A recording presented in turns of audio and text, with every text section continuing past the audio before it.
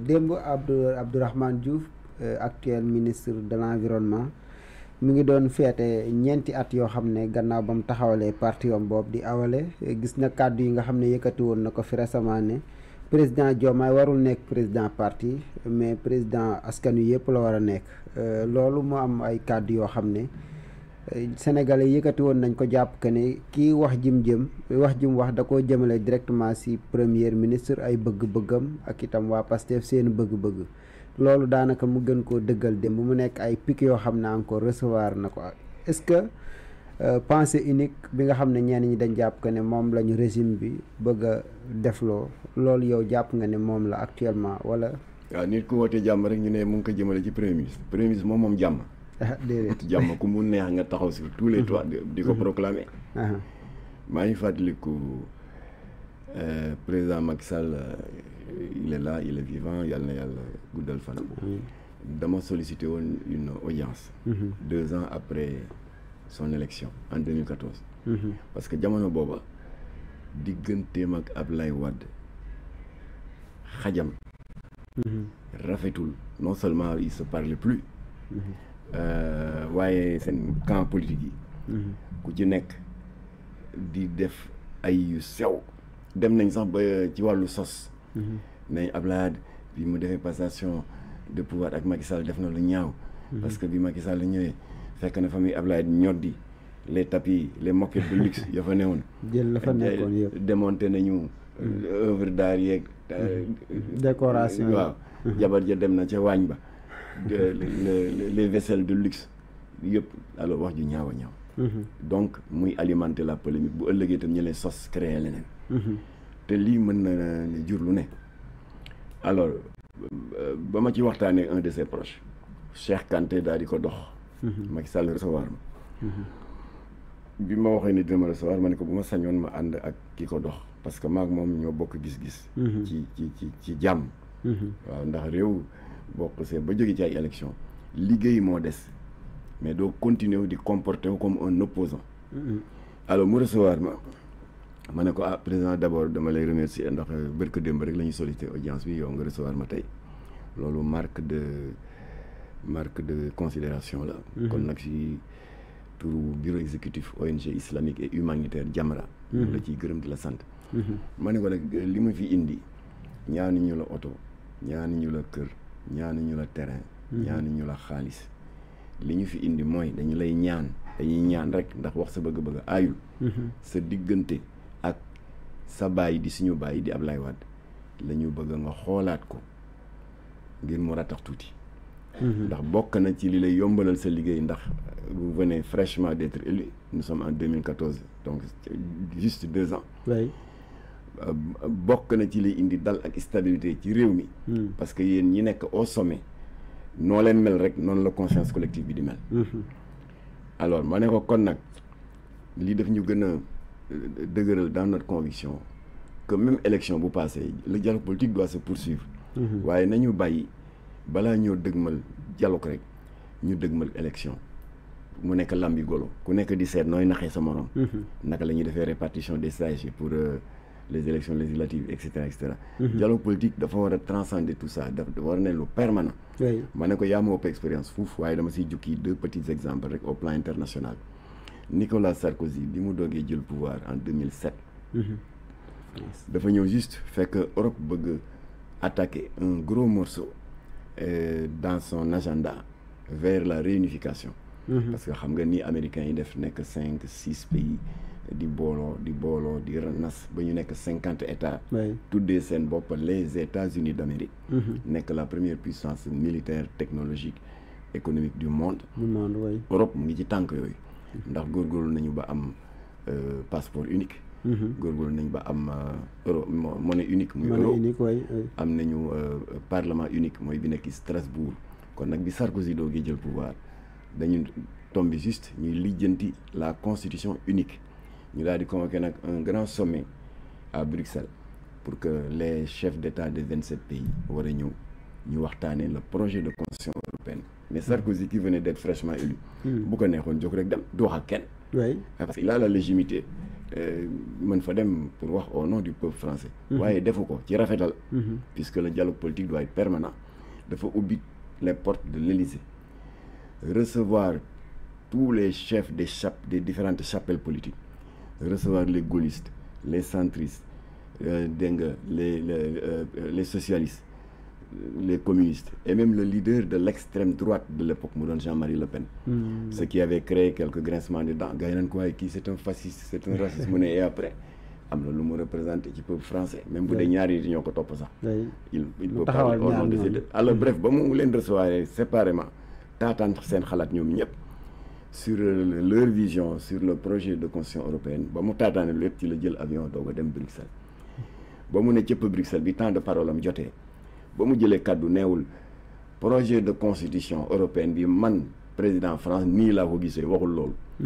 dafa ne concernant le projet de constitution européenne, voilà le point de vue de la France, toute obédience politique confondue.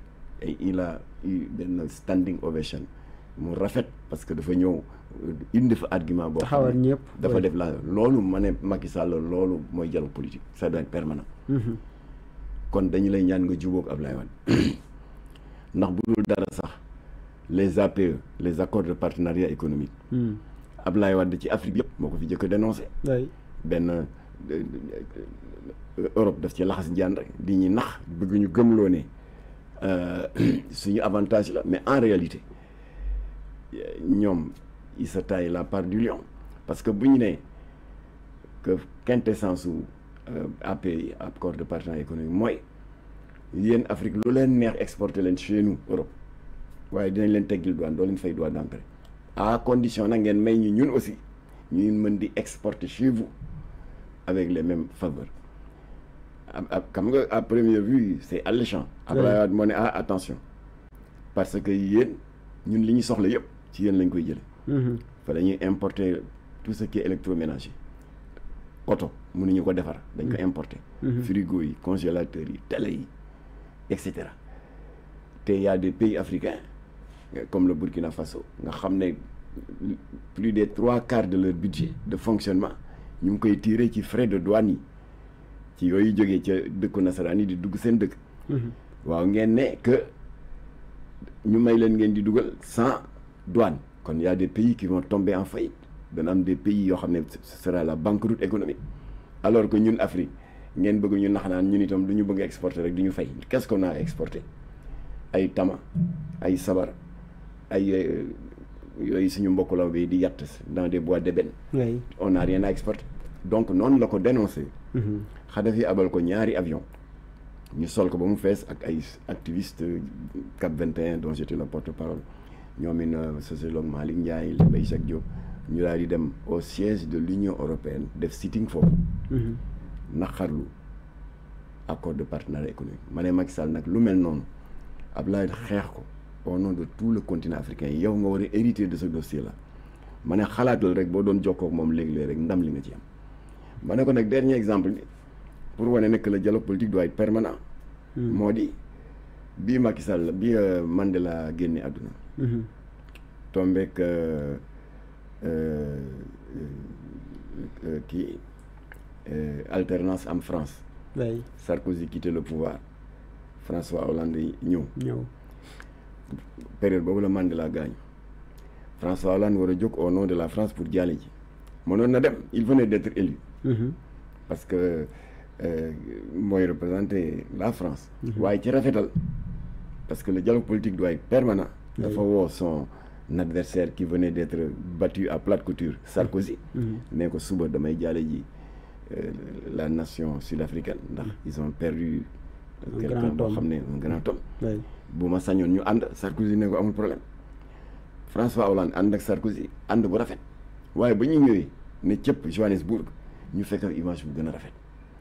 ndekete Obama qui était encore en fonction avait eu la même idée, parce que moom tamit ba muy ñëw il s'était fait accompagner par Bill Clinton, Jimmy Carter, George Bush père, George Bush fils ak moom Obama muy 5 chefs d'État. boo xoolee image yi ci télévision yi muy jàll en boucle, te xam nga Obama dafa mën a kaf, il est un peu fair play. léeg-léeg mu tàpp George Bush ñu xaqataay reetaan. image boobu le simple fait mu jàll en boucle CNN NBC et cetera institut de sondage yi nee nañu contribuer na à renforcer l'unité et la cohésion nationale. Très bien. ma ne kon nag monsieur le président. Jamra loolu lay ñaan nga juboo avec le président Abdoulaye. mu ne waa mais concrètement comment. ah ma ne ko comme que kuy dox tànku jàmm. pour que la médiation soit crédible da nga war a nekk à équidistance des partis. ma ne kon nag bu ma jógee ci yow boo ma ko mayee. dama bëgg a seeti Abdoulaye Wade.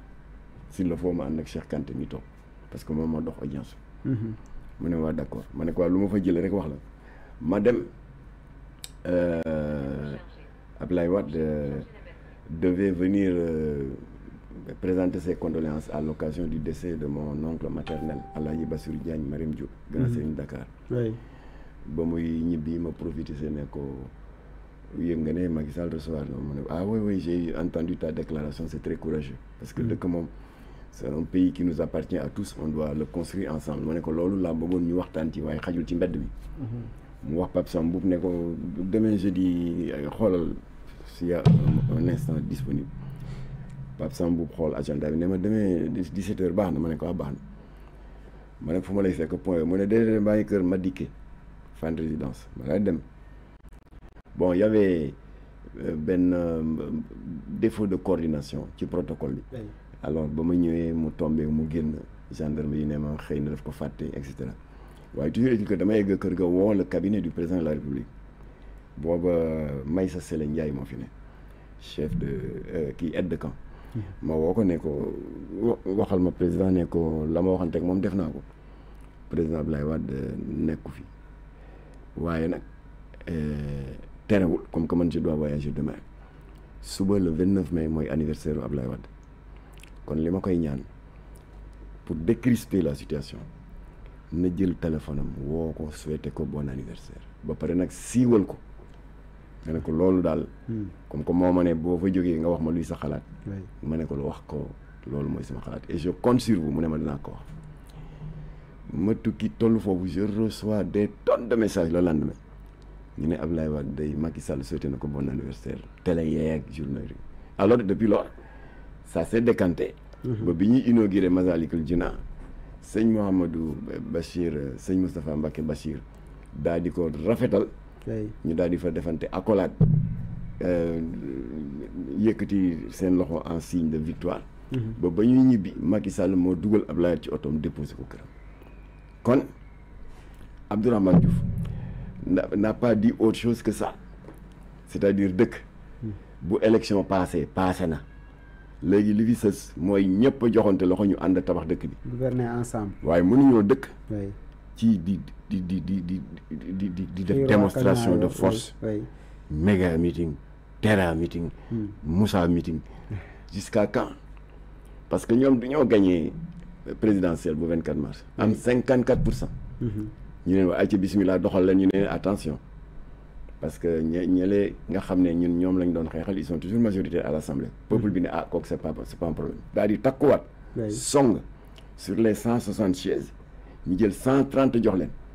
ils ont tout lan moo fi des ils n'ont plus rien à prouver lu fi des lu liggéey waa nga ne da ngay terra meeting pour prouver quoi. et pour qui. alors moo tax nag fraternellement su ma ko Sonko mayoon pour ma conseiller ko. parce que moo ma ko waxoon ba ma fa àndee Abbé Jacques Seck